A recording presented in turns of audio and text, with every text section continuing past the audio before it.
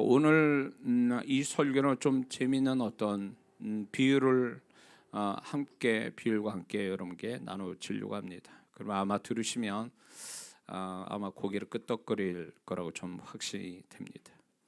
현실이라는 단어를 좀 국어사전에서 찾아보니까 현재 실제로 존재하는 사실이나 상태, 이게 현실이라고 정의를 내리고 있습니다. 그래서 오늘 이 말씀 제목처럼 우리는 분명히 세 가지 현실을 동시에 가지고 있는데 그것이 무엇인가를 좀 살펴보려고 합니다. 첫 번째는 먼저 누구나 마음속에는 기억으로 남아있는 세 가지 현실을 가지고 있다는 것입니다. 누구나 다 마음속에 세 가지 현실을 가지고 있다는 것입니다. 마음속에 기억되어 살아있는 현실을 또 이제 세 개의 방으로 비유될 수 있습니다. 마음속에 있는 현실 세 가지 방으로 비유되는데 과거의 방, 현재의 방, 미래의 방 이렇게 나눠집니다. 그래서 누구나 그 마음속에 세 개의 방이 현실처럼 살아 있습니다. 그런데 이 세 개의 방 중에 어느 방이 크냐에 따라서 그 사람의 존재값이 달라지고 그가 판단의 기준을 삼는 데 영향을 준다라는 것입니다. 자, 그렇다면 먼저 누구나 마음속에 과거의 방이 현재처럼 기억되어 살아있다는 것입니다. 과거가 기억이 전혀 안 나는 사람은 없죠. 뭐 뇌진탕이나 뭐 이렇게 잘못돼 가지고 기억 상실증 걸린 사람 아니세요? 누구나 다 그 과거는 현재처럼 기억되고 있습니다. 그런데 과거의 방도 세 개의 작은 룸으로 또 나누어집니다. 하나는 과거의 불행만을 기억하는 룸이에요. 그래서 이 룸이 클수록 그는 오늘 살아가는데 방해되고 불행의 원인이 된다는 것입니다. 저희 어머니가 좀 그런 부분이 있는 것 같아요. 저희 아버님과 함께 두 분 다 천국에 계시지만 우리 어머니가 이제 이 땅에서 우리 아버님과 함께 살 때에 우리 어머니가 항상 제가 장남인데 저한테 항상 그 같은 레파토리를 수백 번 수천 번 제가 들었는데 우리 아버님의 40년 50년 이야기 잘못된 거를 어제 일처럼 얘기를 하세요. 그래서 제가 이제 다 꿰고 있어요 그거를.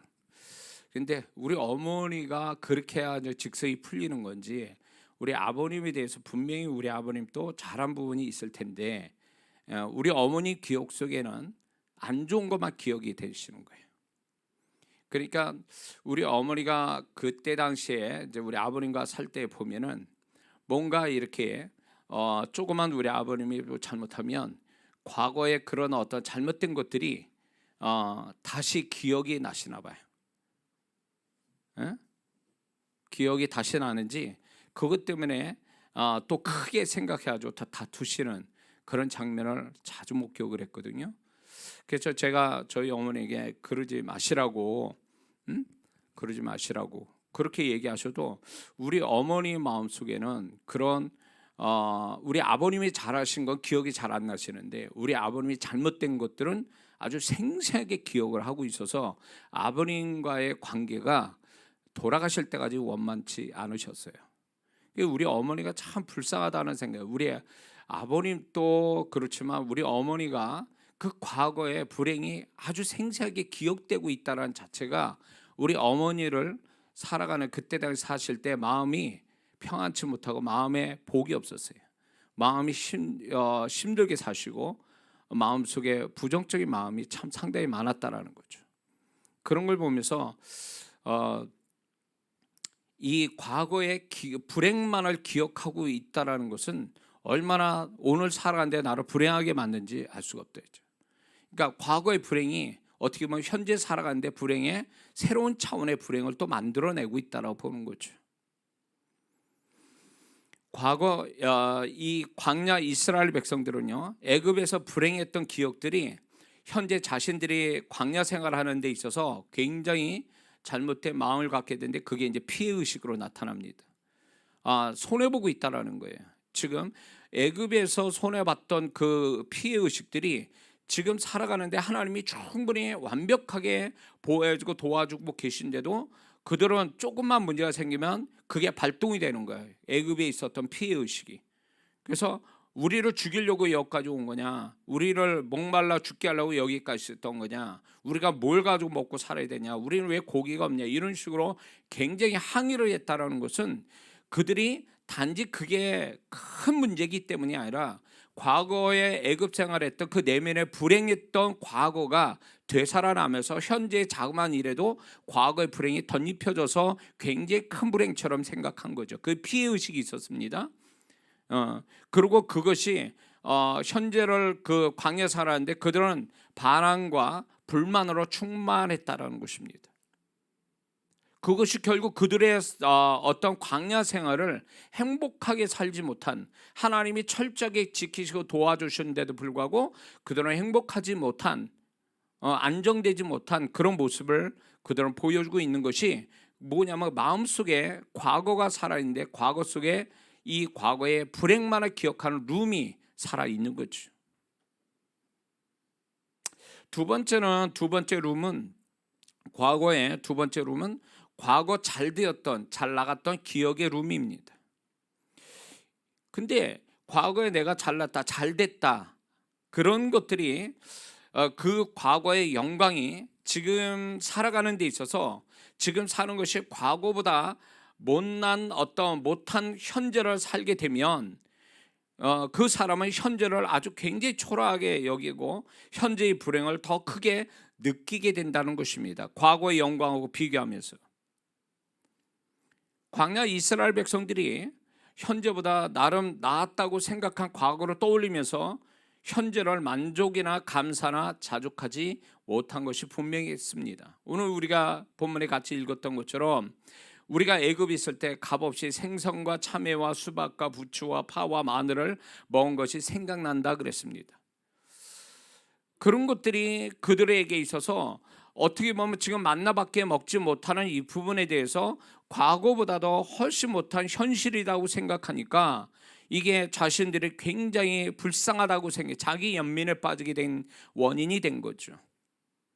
근데 많은 사람들이 이 간혹가다 이런 사람들이 있어요. 내가 과거 어떤 사람이었는데 지금 내가 이러고 산다는 게 이게 말이 되냐 그러면서 자기 현실을 굉장히 불행하게 더 느낀다는 거죠. 그 불행의 강도가 현재 50밖에 안 되는데 과거에 잘났다라고 하는 내가 과거의 영광을 되새기면서 현재로 보니까 그 현재의 불행이 500으로 비춰지는 겁니다.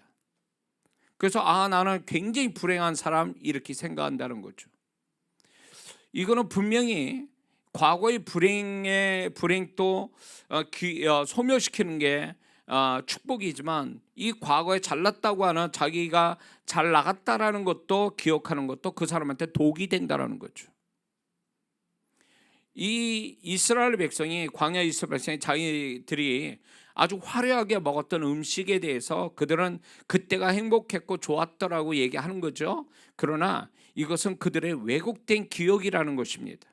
이 왜곡된 기억이라는 게 뭐냐면 지난날의 고통도 시간이 지나면서 좋은 기억으로 바뀌는 왜곡된 기억 현상이 있는데 그게 무드셀라 증후군이라고 얘기합니다. 심리학적으로. 그러니까 과거에 이들이 이런 화려한 이렇게 여러 종류의 음식을 먹었던 게 행복했을까요? 그들이 얼마나 불행했으면 신음소리를 하나님께 부르짖어 기도했다고 그랬습니다. 애굽 사람들이 터무니없이 그들을 핍박하고 빼앗아가고 억울함을 당하는 이 삶 속에서 그들이 음식 먹은 게 정말 그게 행복을 가져다 줬을까요? 근데 그들은 그것 자체가 자기들은 행복했고 좋았던 때라고 얘기하는 이것이 결국 보면 그들은 무드셀라 증후군에 빠진 사람들이죠. 지금이 훨씬 더 하나님의 보호하심 속에 낮에는 구름기둥 밤에는 불기둥으로 그리고 만나를 매일 수고하지 않는 만나를 먹이시고 물을 먹이시고 불뱀을 막아주시고 그리고 발이 부릅지 않게 모래알 속에서도 바로 부릅지 않게 만들어주시고 의복이 헤어지지 않고 건조한 사막에서 의복이 헤어지지 하나님이 치밀하게 그렇게 도와주셨는데도 그들은 그런 것들에 대해서 감사나 자족이나 만족이나 일어나 행복을 느끼지 못한 것은 그들의 과거의 왜곡된 기억 현상 잘못된 그 고통스러운 시간들이 지나고 보니까 그게 좋았더라고 하는 이 무드셀라 증후군에 빠져서 그들은 현재를 그렇게 보고 있다라는 거죠.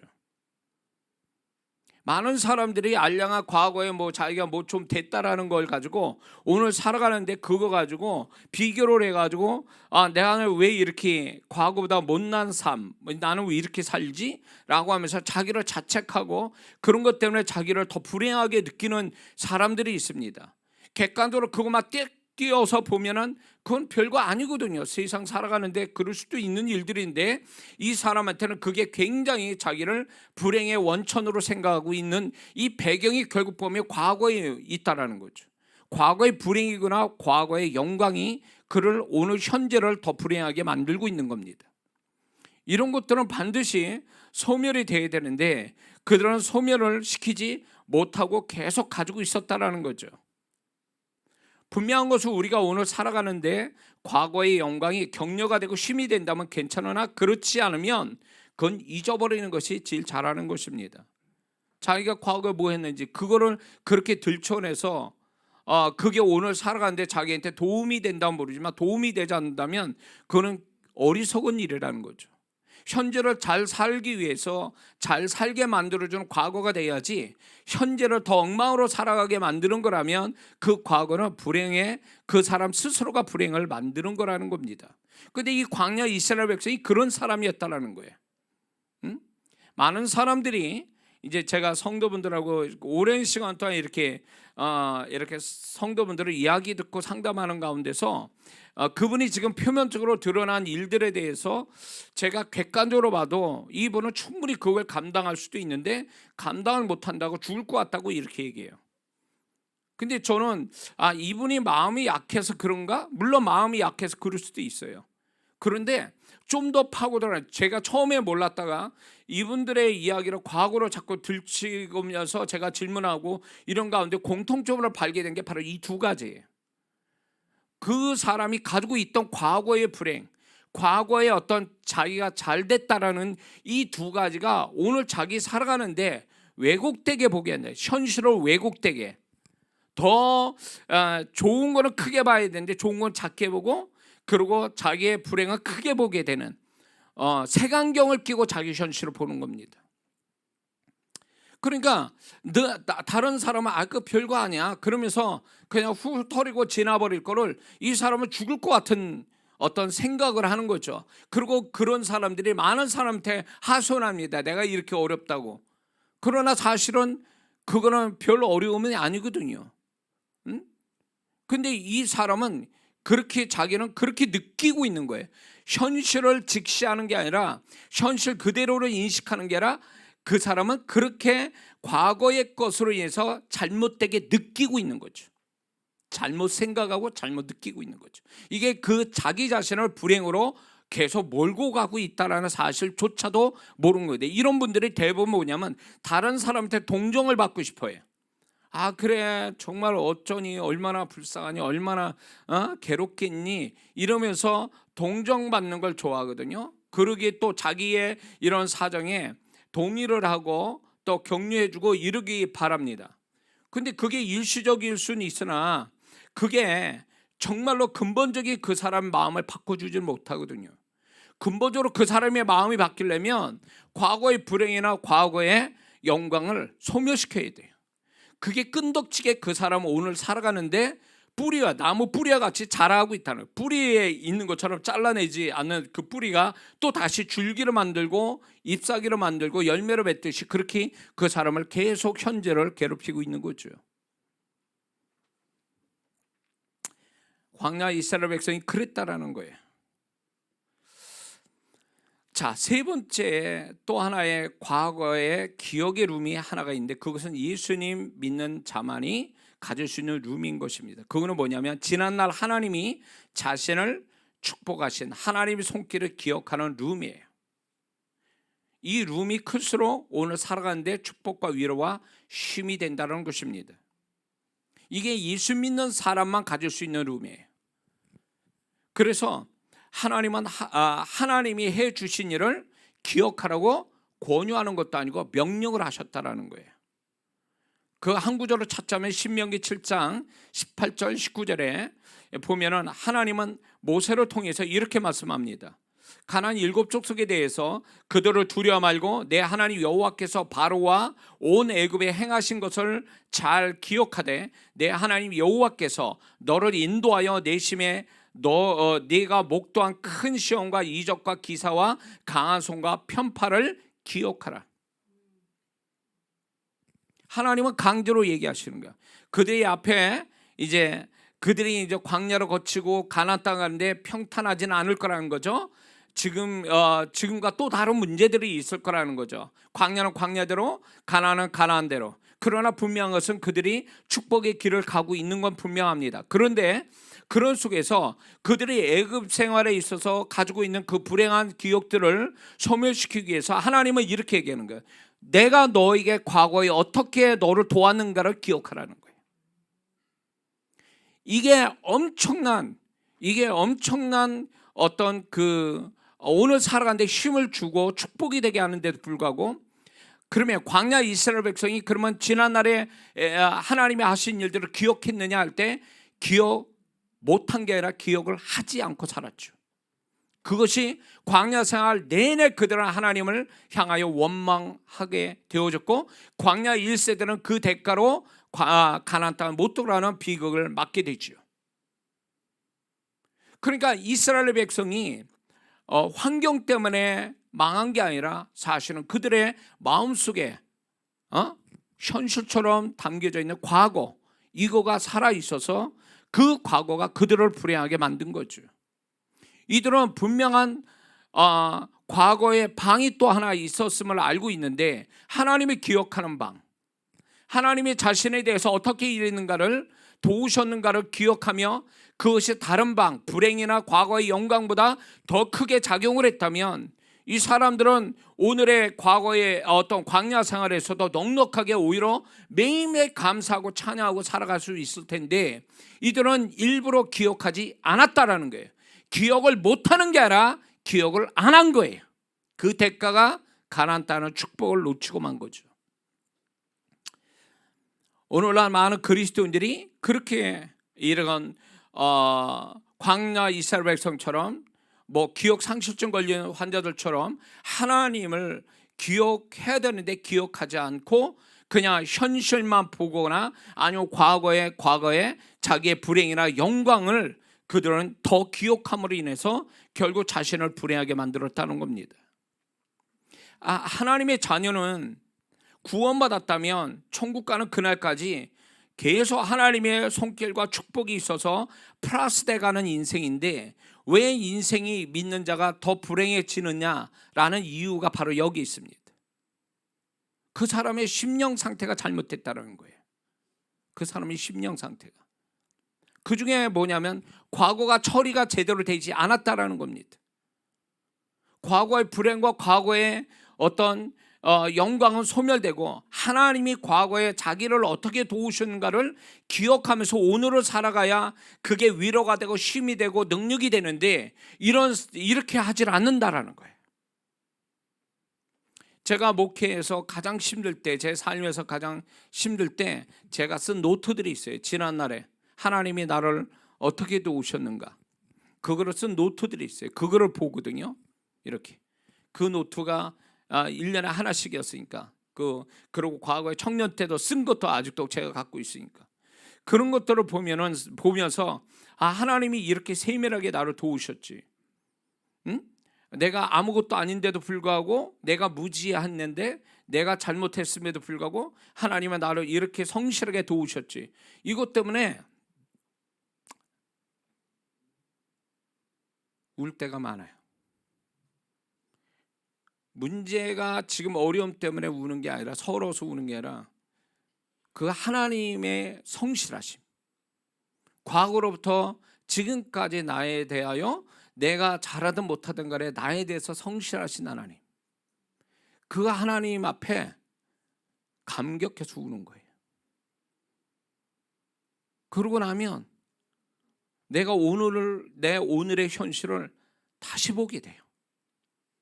새로운 각도로 보게 되고 가벼운 마음으로 보게 되고, 뭔가 가능성 있는 현실처럼 느껴지기 시작한다는 거죠. 왜냐하면 그 하나님 지금 또 나에게 성실하신 하나님이시니까. 그래서 지금 또 제 삶에 뭔가 막혀 있고 내 삶에 버겁게 느껴지면, 목회든 삶이든 버겁게 느껴지면 자꾸 뒤를 보게 돼요. 그러면서 기록해 놓은 거, 제가 써놓은 거, 그걸 보면서 위로도 받고 거기서 답을 얻기도 해요. 그런 걸 통해서 다시 한번 내가 하나님께 뭘 잘못했는지 다시 한번 발견하게 되고, 그 하나님이 지금 내가 이런 데서 어떻게 하나님이 피할 길을 주시고 내가 어떻게 해야 될 태도에 대해서도 이미 과거의 기록에서 다 정답이 나와 있더라는 거예요. 하나님이 이거를 기뻐하셨다는 것을 알게 돼요. 저는 앞이 막혔으면 뒤로 보라는 거예요. 오늘 많은 성도분들이 앞이 막히면 하늘이 열렸고 뒤에 하나님의 흔적들이 있음에도 불구하고 그걸 기억하지 않는 것은, 그들은 그런 태도는 결국 광야 이스라엘 백성 같은 태도라는 걸 잊지 말아야 됩니다.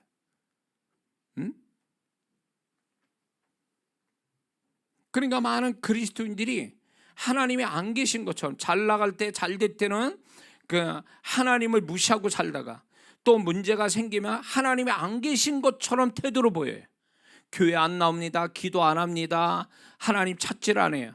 그러면 그동안의 신앙은 뭐였다라는 거예요? 액세서리였던 거예요? 심심하니까 교회 나온 거예요?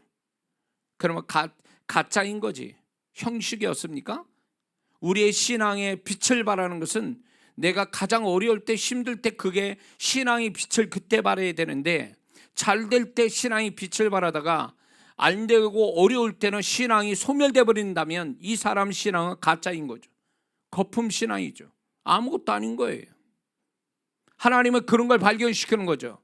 너는 아무것도 아니야. 지금까지 너 신앙 가졌다 그러지만 그건 착각이고 네 허상이 지나지 않았다. 이런 거를 가르쳐 주시는 거죠. 신앙은 정말로 그 사람이 어려울 때 그 실력이 나와야 되는데, 어려울 때는 신앙 버리고 잘 될 때는 신앙을 그것도 하나님 무시해서 그거를 또 우습게 여기고, 이런 태도가 결국 그게 무슨 축복을 받겠습니까?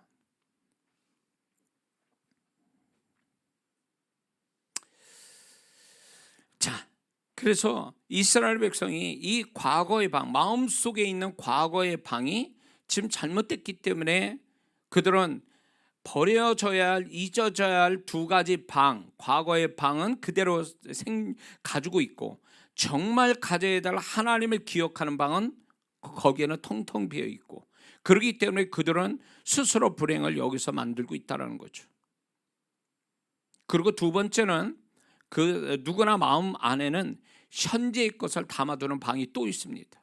과거의 방과 또 다른 현재의 방이 있는데, 근데 우리가 이 현재의 방에 무엇을 담아두냐면, 보통 우리가 살아가는데 현재의 삶 속에 좋은 것보다는 그렇지 않는 일들이 많아서 그렇게 좋지 않는 것들을 더 많이 마음에 담아두고, 거기에 또 우리의 죄성이 마음속에 좋은 것보다는 그렇지 않은 부정적인 현재를 많이 담아두게 된다는 것입니다. 그래서 우리 인생이 시편 90편에 보면 모세가 그런 얘기했죠. 우리의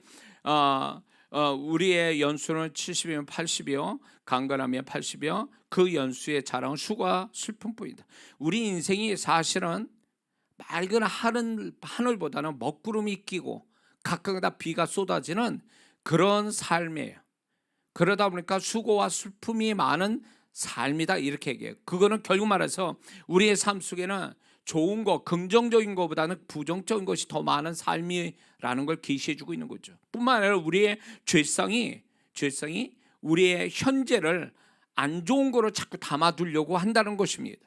그것이 사람을 부정적으로 만들고 조급함을 가지게 만들고 불안하게 만들고 만약 욕심을 갖게 만들고 현재에 몰두하여 하나님을 잊어버리게 만들고 세속적인 사람이 되게 만든다는 것입니다. 광야 이스라엘 백성은요, 현재 자신들이 가지고 있는 불편한 현실, 그 광야라는 불편한 현실을 갖고 있는데, 그들은 그 광야가 불안정한 환경이고 안정되지 못한 유동적인 삶을 갖고 있는 거고, 언제 끝날지 모르는 지금 광야의 삶에 대해서 현재의 그 삶을 마음에 담아두고 있었던 거예요. 그 담아둔 것이 결국 그들의 현재의 방은 굉장히 불행하고 불만스럽고, 그리고 모자란 것 투성으로 현재의 방에다 차곡차곡 그것들이 쌓여 있었다라는 거죠. 사울왕, 이 이스라엘 초대 사울왕은요, 그 사람이 그 현재의 왕의 특권만 마음에 담아두어 살았기 때문에 그는 타락하게 만든 거예요. 그것이, 그는 왕으로서의 하나님의 부르심에 대한 성실한 어떤 태도를 가진 게 아니라 왕의 특권을 가지고 누리는 것에, 현재 그런 것에 마음에 담아두니까 그는 타락하게 되고 결국 하나님을 무시하고 하나님 앞에 불순종하는 계기가 되어졌다는 것입니다.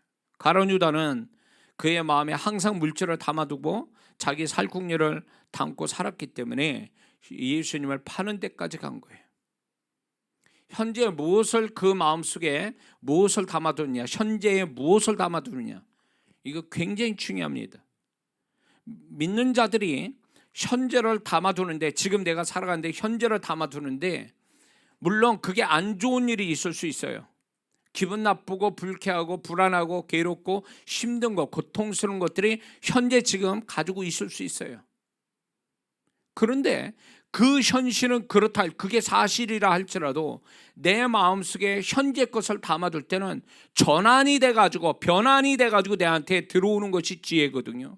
그런 것들을, 사실이 그렇다 할지라도 그런 현실을 그대로 액면 그대로 다 내 마음의 방에, 현재라는 방에다 담아두는 게 아니라 이거로 전환과 변환을 시키는 거죠. 사실은 그래, 그런데도 하나님은 나를 도우시고 나를 축복할 거야, 더 좋은 일이 있을 거야, 돕는 사람 나타날 거야, 나는 치료가 될 거야, 이런 식으로 뭔가 사실 그대로 액면 그대로 현재의 방에다 담아두는 게 아니라 긍정적인 전환, 긍정적인 변환을 시켜서 내 마음에 담아두는 것이 믿는 자의 심령의 모습인 줄 믿습니다. 근데 이스라엘 백성들은 그렇지 않았다는 거죠. 그들의 현실은 그렇게 나쁜 현실이 아니고 하나님이 함께 하신 현실인데도 그 물 좀 못 먹었다고, 고기 좀 못 먹었다고, 가지각색의 음식을 못 먹었다고 이렇게 하는 것들이 이 부정적으로 전환이 돼가지고 현재의 것을 더 안 좋게 담아두었던 것이 그들을 불행하게 만든 거죠. 여러분들은 어떻습니까? 지금 현재 여러분의 삶이 누구나 다 고민과 고통이 있어요. 어려움이 있어요. 근데 그거를 뭘 할 수는 없어요. 우리가 불가항력적으로 내가 원하지 않은 데서 온 거니까. 그런데 내 마음은 내가 얼마든지 어떻게 할 수 있잖아요. 근데 어리석은 성도는 현실의 그 모든 걸 그대로 전환시키지 않고 그 액면 그대로 사실을 마음에다, 현재의 방에다 담아두니까 이 사람은 항상 어두운 거예요. 그러다 우울증 걸리고, 그러다가 어떻게 잘못되는 거죠. 그런 능력이 없는 거예요. 그는 긍정적인 전환, 긍정적인 변화를 시킬 능력이 없는 거예요. 이 얘기는 다시 말해서 이 사람이 정말 하나님 말씀과 하나님의 존재를 늘 교통하고 그 말씀의 은혜와 축복을 받고 사는 사람이라면 그 말씀과 그 하나님의 존재를 인해서 긍정적인 전환과 변환이 될 수 있는데, 이게 하나님의 존재와 말씀의 은혜를 받아본 적이 없으니까 그대로 액면 그대로 다 오는 거예요. 그거를 떨쳐버릴 생각도 안 해요. 액면 그대로 받아들이는 게 나는 지혜라고 생각하는 거죠. 사실 현재의 사실을 그대로 내 마음속에 담아두는 게 잘하는 거라고 생각하는 거예요. 잘하는 게 아니지. 그럼 불행한 거죠. 자기 스스로 불행한 거예요. 교회 다니면 뭐 하냐고. 왜 교회 다니고, 왜 기도하고, 왜 말씀 보고, 왜 예배를 드려요? 예수 믿는 사람은 현재를 초월하여 사는 자들이거든요. 지금 정말로 우리가 예수 믿는 것 때문에 과거 믿음의 사람들, 조상들은 그 믿음 하나 지키자고 생명을 버린 사람들이거든요. 그런 사람들이 있잖아요. 그 현실을 초월한 자들 있잖아요.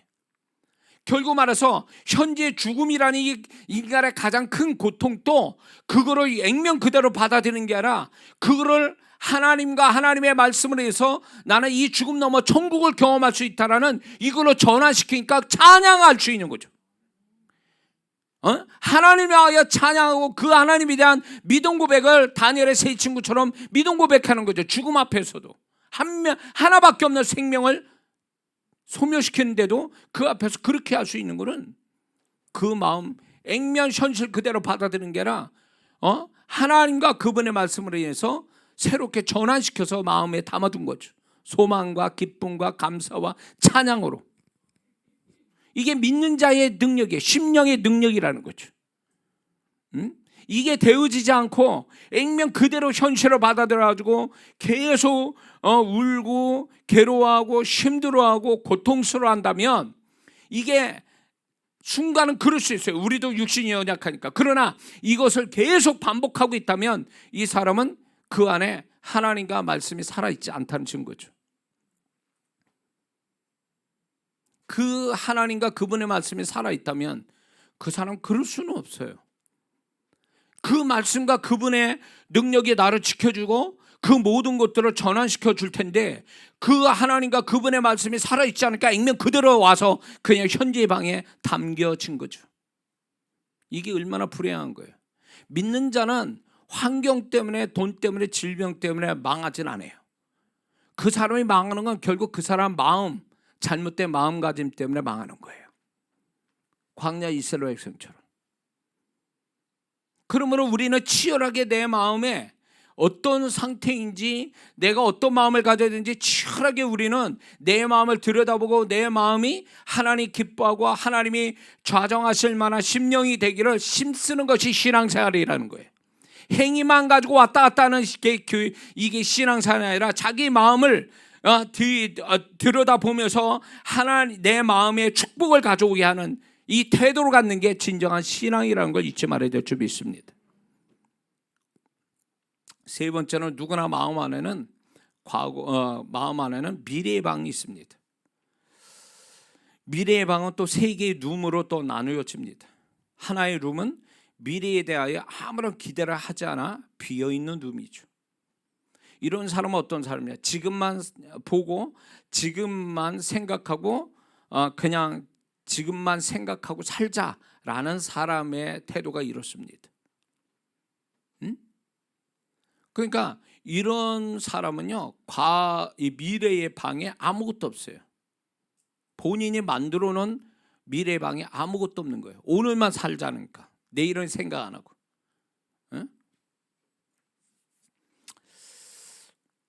우리 아버님이 총구여서 좀 기가 가려우시겠지만 얘기는 해야 될 것 같아요. 우리 아버님이 이런 분이셨어요.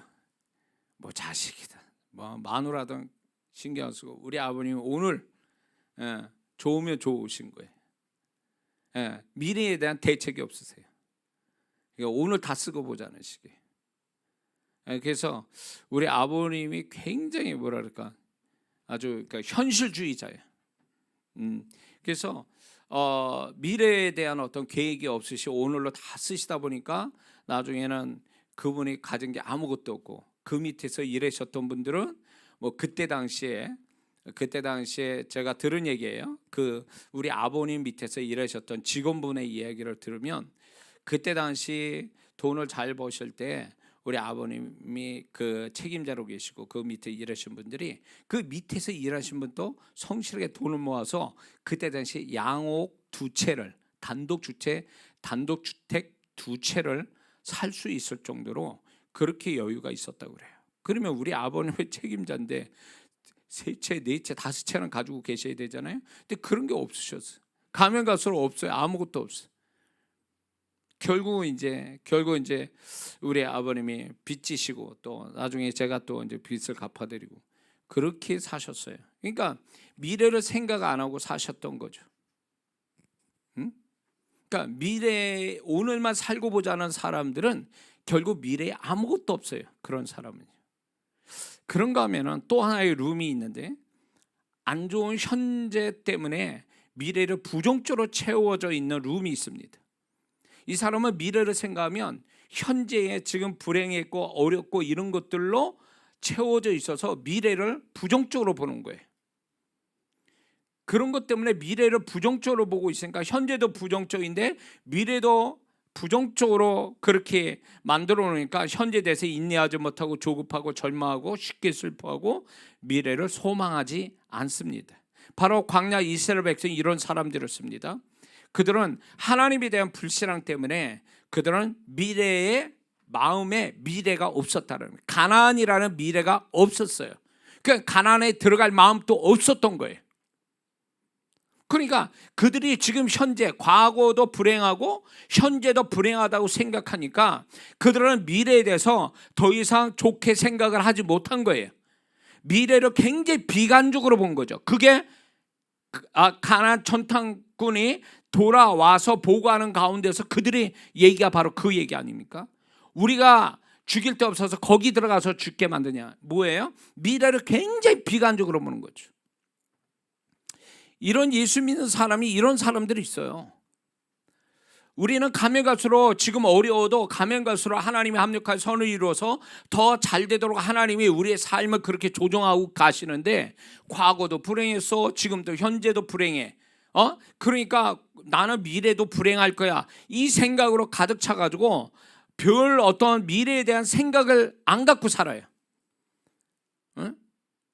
그래서 뭐 어제가 오늘 같고 오늘이 또 내일 같을 것 같으니까 별 기대도 안 하고 살아가는 거예요. 그날 이게 얼마나 불행한 인생인지 알 수가 없어요. 그러니까 과거가 불행했고 현재가 불행하다 할지라도 내가 정말 그분의 말씀 믿고 그분의 좋으심을 정말 믿고 경험한다면 미래만큼은 소망적이어야 되는데 많은 성도분들이 소망을 안 가져요. 소망이 없다. 미래에 대한 밝은 어떤 미래가 없다. 미래를 생각 못한다. 소망이 없다라는 얘기는 그 사람이 정말 미래가 철저하게 비관적이기 때문에 그런 게 아니라 그 사람이 그 마음을 가져오게 한 현재의 그 마음 상태와 과거에 가졌던 그 마음이 짬뽕돼서 그렇게 나타나는 거죠. 이게 비극적이에요. 현재가 그렇다 할지라도 하나님을 의지해서 내가 내일은 더 잘 될 거야. 한 달 후에는 잘 될 거야. 하나님이 도우셔서 1년 후에는 잘 될 거야. 이게 믿는 자의 아주 정상적인 태도거든요. 믿습니까? 그런 마음을 가지고 살아야 그 마음의 소망적인 마음에 하나님이 비집고 돌아서 그의 소망이 부끄럽지 않게 만들어 주시는 건데 이 소망이 없으니까 그런 마음에 딱 닫힌 사람한테 일할 수가 없는 거예요. 하나님이 광야 이스라엘 백성이 내가 우리를 죽일 데 없어 가나안 땅에대로 죽게 만드냐? 라고 말했던 광야 1세대 부모 세대가 그렇게 말한 것 때문에 하나님이 그들은 결국 가나안 땅에 못 들어가는 비극을 스스로 만든 거죠. 지금도 그래요. 그러니까 주님이 말씀하신 거 잘 들으셔야 돼요. 네 믿음대로 되라. 이 말씀은 우리한테 엄청난 축복의 말씀이면서 동시에 내가 잘못된 믿음을 가지면 하나님 또 어떻게 할 수 없다라는 얘기예요. 네 믿음이 너를 그렇게 만들었다 이렇게 얘기하시는 거예요. 하나님이 우리에게 양보하신 게 뭐냐면 믿음이에요. 네 믿음에 나는 지지하고 네 믿음 따라 나는 역사할 것이다. 과거의 구약에서는 네가 어떻게 행동하냐 따라 행동을 어떻게 할 거냐에 따라서 내가 너를 축복과 복을 주지만 네 행동을 잘못하면 사망과 화가 따른다. 행위로 결정 주셨지만 신약에 와서는 네 믿음이 뭐지? 나는 네 믿음 따라 일할 뿐이야. 네가 긍정적 믿음을 갖는 나는 그 믿음을 난 축복할 거야. 그러나 네가 너 자신을 불행하게 만들어 믿음을 갖는다면 나도 어떻게 할 수 없어. 나는 그 믿음에 나는 지지하지 못해. 네 믿음이 그렇게 만든 거니까 나는 그 믿음에 나는 존중한다 이렇게 얘기하시는 거예요. 그러니까 많은 성도분들이 구약의 행위대로 살아가는 거 겨우 그 완벽한 율법을 지키는 것도 아니에요. 그 행위에 조금 하나님의 은혜와 축복받는 걸 살아가요. 근데 그걸 뭘로 까먹는 줄 아세요? 본인이 가지고 있는 부정적 믿음으로 다 까먹고 있는 거예요. 현재의 부정적 믿음, 장래에 대한 부정적 믿음이 결국 지난날에 내가 또 지금에 행하고 있는 하나님께 은혜와 축복을 조금 받고 있는 행위를 다 깎아먹고 있는 거지.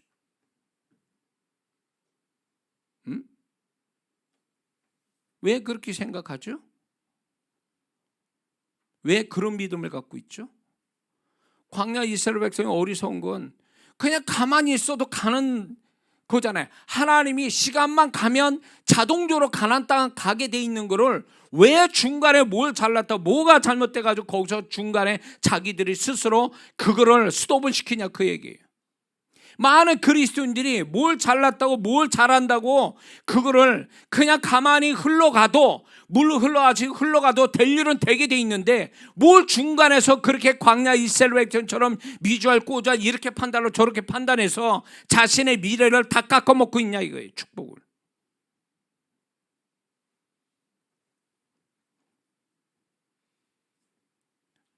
자기 현실에 문제가 많으면요, 저는 제가 제 삶에 터득한 것이 뭐냐면, 제 삶에 문제가 많고 어려우면요, 입 딱 다물고 그냥 하나님께 기도하고 이게 어떻게 흘러가는가, 그냥 물 흐름 따라 흘러가는 물고기처럼 그냥 흘러가도록 놔둬요. 그게 제일 최선이에요. 거기다 토를 달고 분석할 필요가 없어요. 작은 건 제가 그렇게 하지만 큰 거에 대해서는 그냥 입 딱 다물고 하나님이 어떻게 하시는가, 날 살릴지 뭐 어떻게 하실지 나는 보겠다, 구경하겠다라는 마음에서 그냥 거기에 맡겨서 흘러가는 거예요. 그러다 보면 놀라운 게 뭐냐면, 사단은 내 안에서 불안감을 주고 두려움을 줘요. 너 이렇게 갔다가 망해 라고 하지만 사실 나는 주님을 의지해서 나는 아무 소리 안 하겠습니다. 주님이 살리시든지 말리 하시든지 저는 주님이 이끄신 대로 흘러가겠습니다. 딱 하면 어느 시간이 지나보면요, 하나님이 그 모든 게 내가 수고하지 않았는데 전환이 오거나 새롭게 변화가 그때 나타나더라고요. 그러면서 뭘 느낀 줄 아세요? 사단이 나를 속였구나. 두려워하는 마음 갖게 하고 슬퍼하는 마음, 불안한 마음 줘서 뭔가 자꾸 흘러가게 만드는 게 아니라 뭔가 어디로 자꾸 튀어나가게, 뭔가 하지 않으면 안 되는 것처럼 해가지고 하나님 뜻도 아닌 데 가서 막 뭔가 막 행하는 이런 것들을 사단이 원했던 거거든요. 그렇게 하면은 뭐가 되냐고. 속은 거예요. 나중에 보면은 내가 하나님이 나를 잘 되게 하시려고 그런 거를 내가 오히려 방해 거는 역사를 내가 방해하고 있는 거예요. 그냥 가만히 있으면 돼. 흘러간 대로 밥 먹고 잠자고 내 할 일 다 하고 이러고 있으면은 기도할 거 기도하고 있으면 하나님이 알아서 다 정리하시거든요. 챙겨주시고 정리하시고 결론을 그분이 다 내시거든요. 왜? 그분이 내 인생의 주인인지 내가 내 인생의 주인이 아니거든요. 내 인생의 책임은 그분이 지시지 내가 짓는 게 아니거든요. 그러니까 내 한계 밖에서 일어나는 일에 대해서는 그냥 침묵하고 그냥 그분이 흘러가는데 흘러놔두면 그게 제일 잘하는 거예요. 근데 그거를 뭔가 자꾸냐 뒤집어가지고 자기가 똑똑한 것처럼 자기가 뭘 할 것처럼 막 그냥 해보자거리고, 그러니까 하나님이 일함을 어떻게 보면 방해를 걸고 사단이 또 역사하게 만들고, 그러니까 문제가 더 심각해지고 그 하나님이 정한 시간에 해결되는 게 아니라 하나님이 정한 시간을 지나가서 더 고통스럽고. 왜 그럴까요? 하나님의 음성을 못 들어요. 제가 들은 게 그거예요. 너는 가만히 서서 내가 너의 구원자 하나님인 것을 너는 보라, 이거거든요. 가만히 있어야 될 때가 있는 거예요. 그냥 물 흘러가듯이 흘러가야 될 때가 있는 거예요. 그럴 때 그냥 가만히 있고 하나님이 흘러가는 대로 흘러놔두면 자연히 해결될 거를 그냥 자기가 못 견뎌가지고 뭐 이리 튀고 저리 튀고 이렇게 저렇게 막 하다가 결국은 원점으로 돌아오게 되고, 결국 하나님이 이를 방해 거는 게 되고, 하나님이 시간에 해결은 또 안 되고. 그럴 때 저도 그런 실수했지만 하나님의 음성을 안 듣는 거예요. 하나님이 어떻게 하기를 원하신지를 들어봐세요. 하나님 제가 어떻게 할 거예요 지금? 이러고 물어봐야 되는데 자기 혼자 방법을 찾고 막 이렇게 저렇게 막 하다가 그 지경이 된 거죠.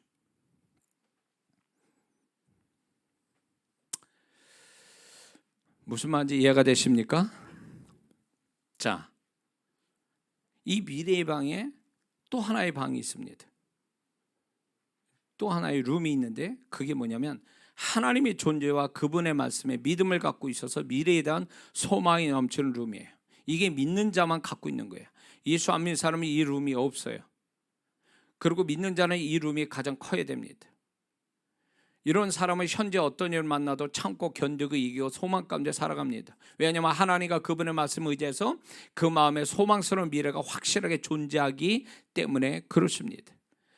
그러나 광야 이스라엘 백성은요, 여호수아 갈렙만 빼놓고 그들은 나머지 사람들은 이 미래의 방, 이 하나님과 함께해서 장래가 잘 된다는 미래 방이 전혀 없는 사람들이죠.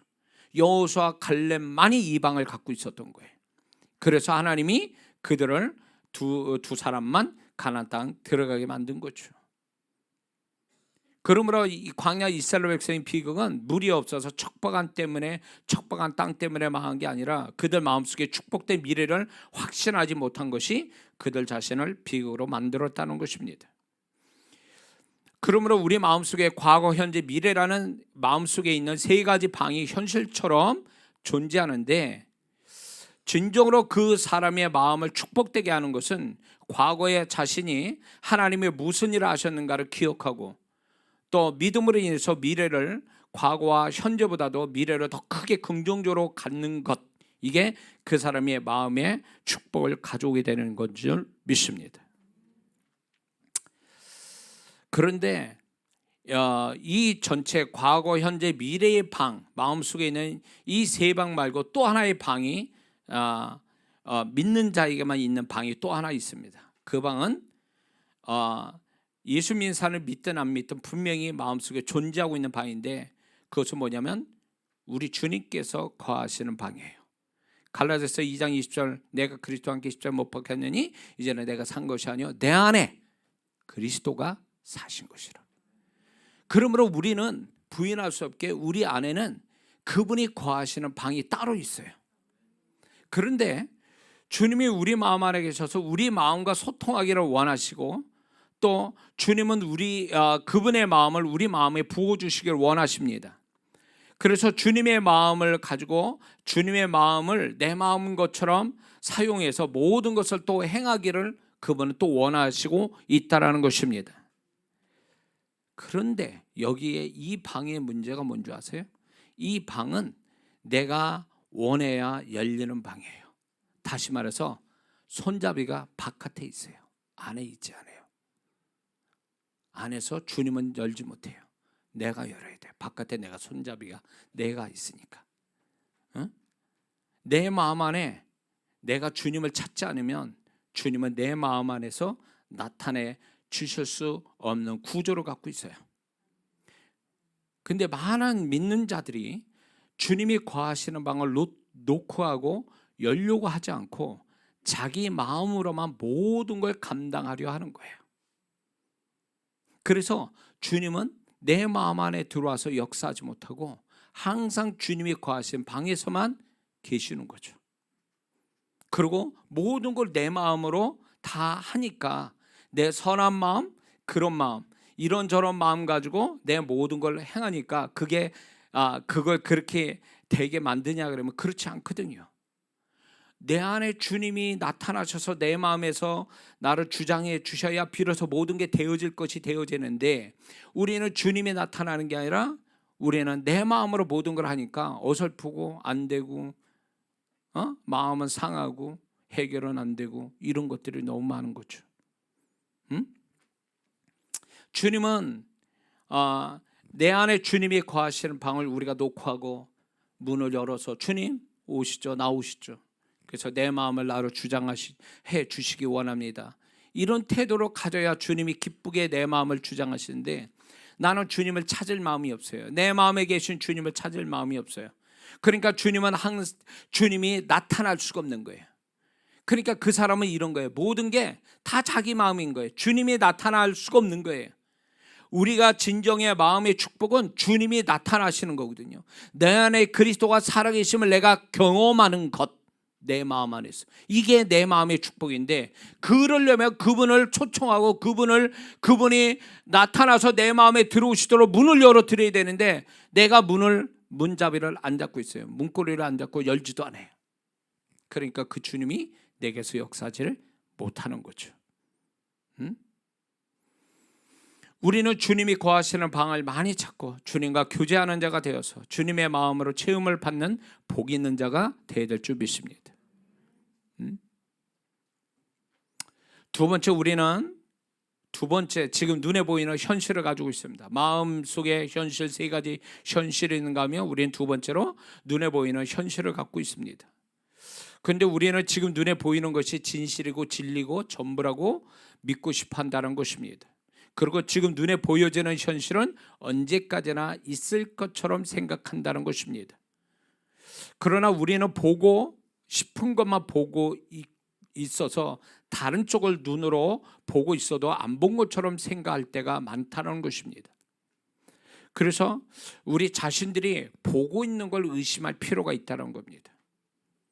많은 사람들이 지금 현실을 다 보고 그게 다 본 것처럼, 그리고 그게 진실인 것처럼 믿고 싶은 마음인데, 이 자신의 눈을 의심할 필요가 있다는 거죠. 이거는 실험에서 증명이 된 얘기예요. 사람이 보고 싶은 것만 본다라는 거예요. 그래서 내가 보고 있는 게 정말로 진실이 아닐 수도 있다. 내가 보고 있는 게 그게 진리는 아닐 수 있다. 전부가 아닐 수도 있다라는 것을 우리는 알아야 됩니다. 롯이 요단강가의 그 푸르른 곳에 정말 자기가 잘 살 줄 알고 갔지만 자기 눈을 한 번쯤 의심해서 써야 되는데, 그는 의심치 않고 자기 보는 게 진실이고 그게 영원할 것처럼 해서 거기 갔지만 결국 그는 망한 자가 됐죠. 하나님이 그래서 이 아브라함에게 하나님께서 척박한 가나안 땅, 내가 지시할 땅으로 가라, 애굽으로 가라고 말씀 안 했어요. 풍성한 애굽 땅, 비옥한 애굽 땅으로 가지 않고 기근 있는 가나안 땅을 가게 하신 이유가 뭔지 아세요? 아브라함의 눈에 진리를 믿지 못하게 하는 거예요. 눈에 보여지는 것을 믿지 못하게 만들려고, 하나님만 믿을 수 있게 만들려고, 보이는 것에 따라 살지 않게 하려고 그렇게 한 거예요. 보이는 거로 살게 하신 다음에 애굽 땅을 가게 하셔야죠. 그러나 이 땅에 아무것도 기대할 수 없는 그 땅을 가게 하신 것은 결국 그 하나님을 믿게 만들려고 하는 거죠. 아브라함이 보여지는 것에 롯하고 헤어질 때도 아브라함이 충분히 요단강가에 갈 수 있어요. 같이 가든가. 그러나 가지 않았다라는 것은 결국 보이는 것을 믿음 삼지 않았다라는 걸 증명하고 있는 거죠. 예수 믿는 사람은 보는 거에 믿음 삼았다가는 하나님을 잃어버리게 돼 있어요. 보는 게 전부가 아니거든요. 지금 보는 게 전부가 아니고 이 모든 것들은 지나가는 과정일 수밖에 없고, 이 끝은 아직도 아니고 결과는 아직 안 나온 거거든요. 그렇기 때문에 우리가 보는 것을 믿음 갖고 간다는 게 얼마나 위험스러운 건지 우리는 스스로 알아야 될 줄 믿습니다. 이스라엘 백성들은 지금 불편한 광야에서 보이는 것이 전부인 것처럼 생각하고 원망했습니다. 그 현실을 영원히 지속할 것 같아서 그들은 그렇게 생각했던 거죠. 그러나 시간이 지나면서 그게 진리가 아니고 그건 지나가는 과정이고, 이들에게는 종착역은 진짜 봐야 될 건 가나안 땅이었거든요. 그렇기 때문에 그들이 지금 보고 있는 광야는 지나가는 허상이 지나지 않는데, 이들은 지나가는 허상에 믿음을 갖고 사는 거예요. 이게 영원히 자기의 광야에서 살 것처럼 생각한 거예요. 그 현재를, 광야를 보는 눈을 믿었기 때문에 그들은 그 믿은 대로 결국 광야에서 죽게 돼 있는 거죠. 우리가 지금 보고 있는 것을 그걸 믿음 삼으면 진정한 하나님 축복한 믿음은 가질 수가 없어요. 하나님을 절대로 현재를 믿지 못하게, 오로지 변하지 않는 하나님과 그분의 말씀만 믿고 살게 하나님은 우리가 보여지는 현실에 배신감을 갖게 만드신다는 거 아세요? 이게 훈련이에요. 내가 믿었던 그 사람, 내가 믿었던 돈, 내가 믿었던 환경, 내가 믿었던 어떤 일, 다 그런 것들이 그런 걸 믿었기 때문에 우상이 돼가지고 하나님을 덜 믿거나 하나님 안 믿을 때 하나님은 그 사람 우상을 깨신다는 거예요. 그 현실이 믿음이 돼서는 안 된다는 거. 그래서 아브라함처럼 만들기를 원하시는 거예요. 아브라함이 그 믿음에 보는 걸 믿었기 때문에 애굽 땅으로 내려간 거잖아요.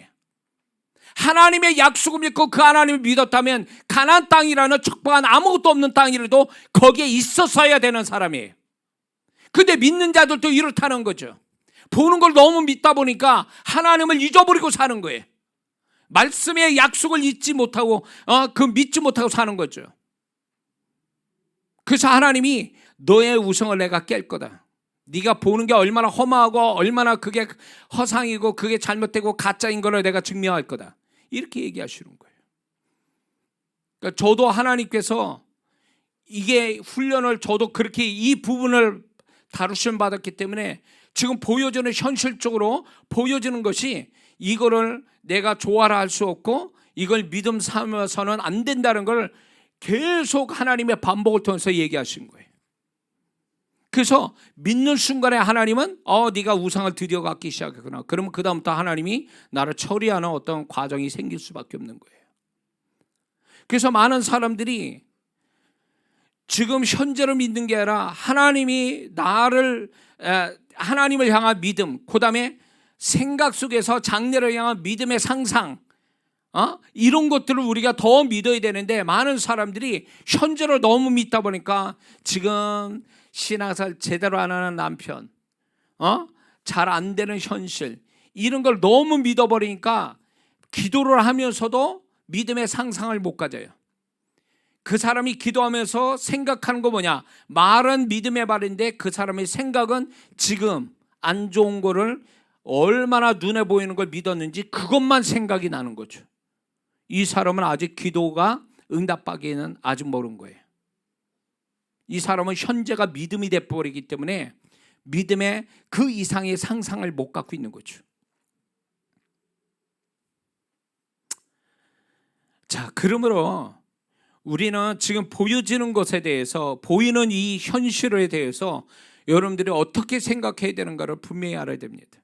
하나님께서 보이는 걸 가지고 우리가 믿음 삼아서 신앙생활 게을리하거나 교만하거나 실망하거나 낙심하는 거 하나님 원치 않아요. 이거는 아브라함이 가나안 땅에 있는 태도와 다를 바가 없어요.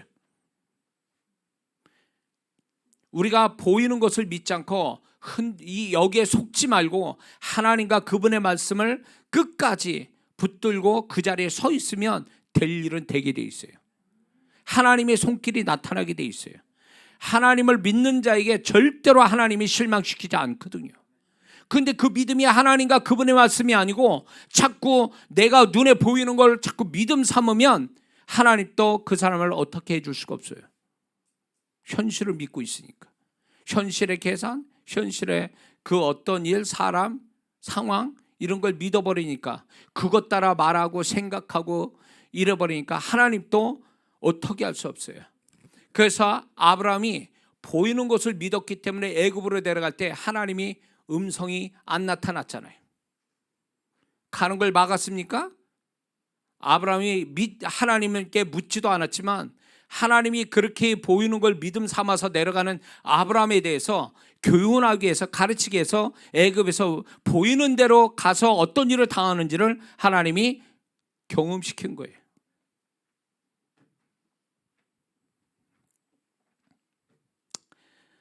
자, 무슨 말인지 이해가 되시죠? 지금 눈에 보이는 현실이 어떠하든 전부다라고 하는 것에 속지 말고 끝이다라고 생각도 하지 말아야 됩니다. 우리의 모든 삶은 이런 게 있습니다.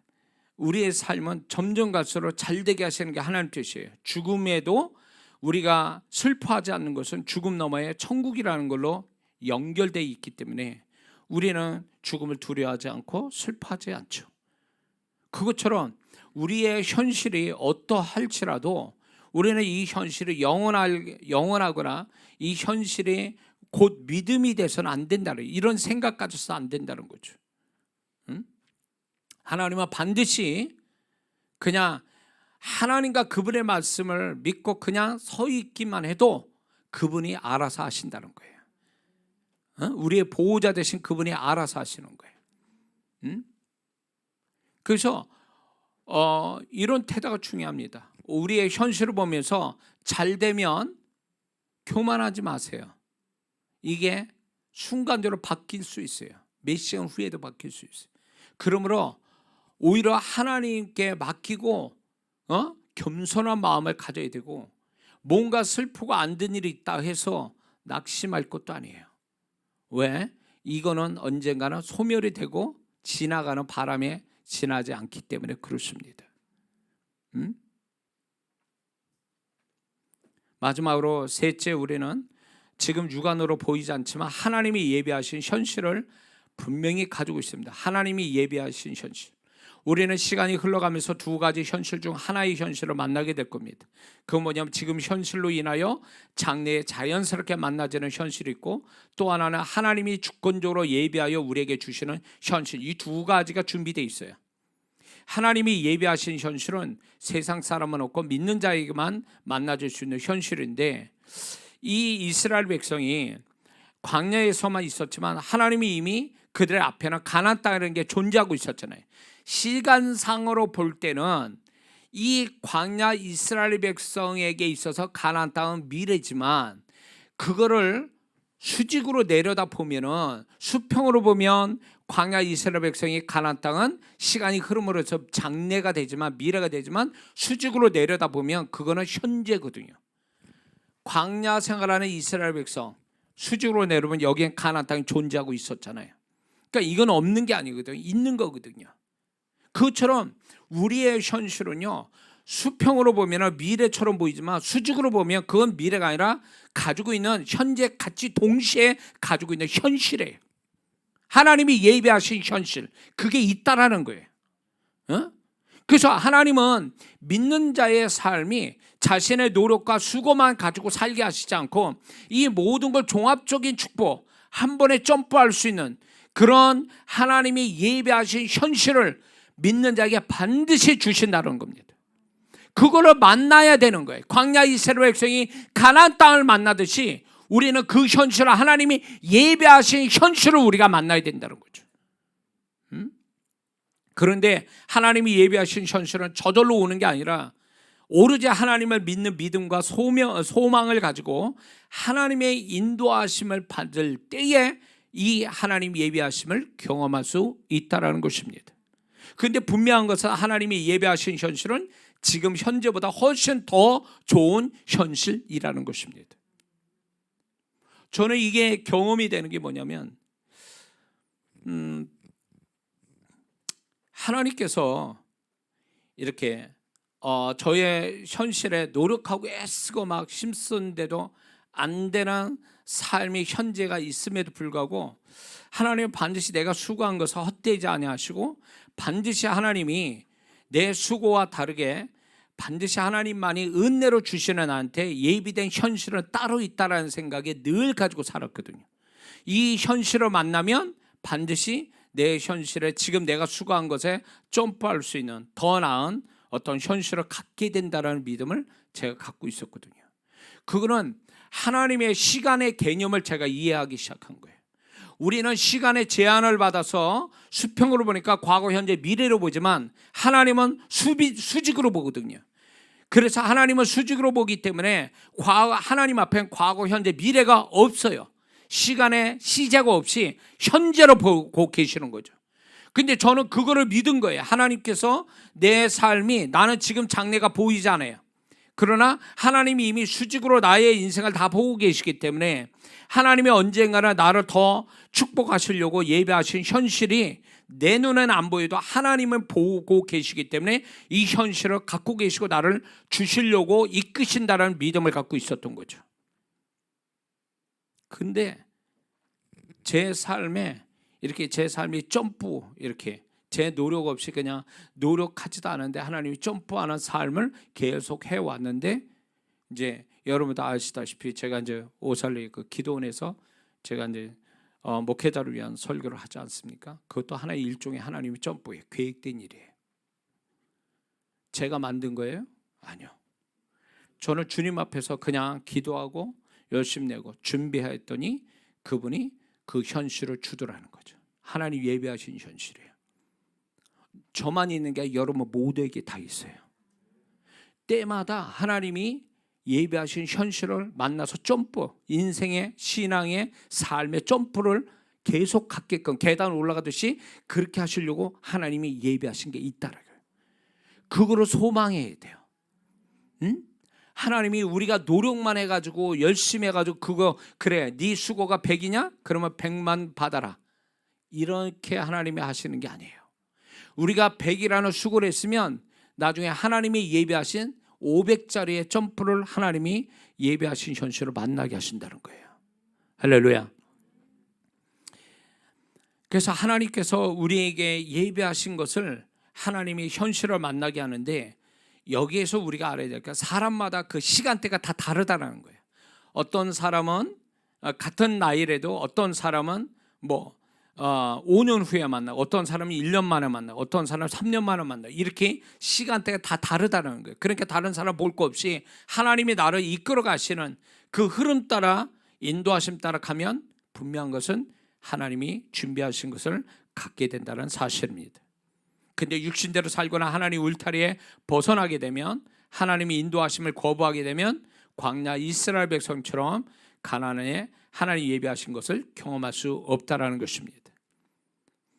하나님은 하나님이 예비하신 현실을 우리가 만날 수 있도록 우리를 지금부터 계시하시고 준비시켜 주신다는 거예요. 넉넉히 있다고 오는 게 아니에요. 적어도 하나님 앞에 성실하게 안 되더라도 하나님 붙들고 의지하고 막 하나님과 더불어 앞으로 나가려고 하는 그 사람에게 여호와 이레가 있는 거지. 그냥 넉넉고 띵가띵가 하면서 신앙생활 때 대충 하고 이런 사람한테 여호와 하나님께서 예비하신 거 경험한다? 거짓말이에요. 그런 건 없어요. 하나님은 성실한 자에게만 여호와 이레를 경험시킨 줄로 믿습니다.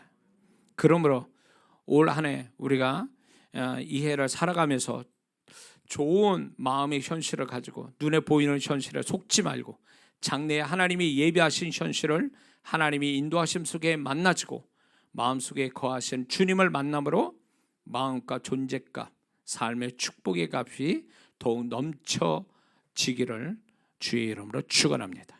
기도하겠습니다.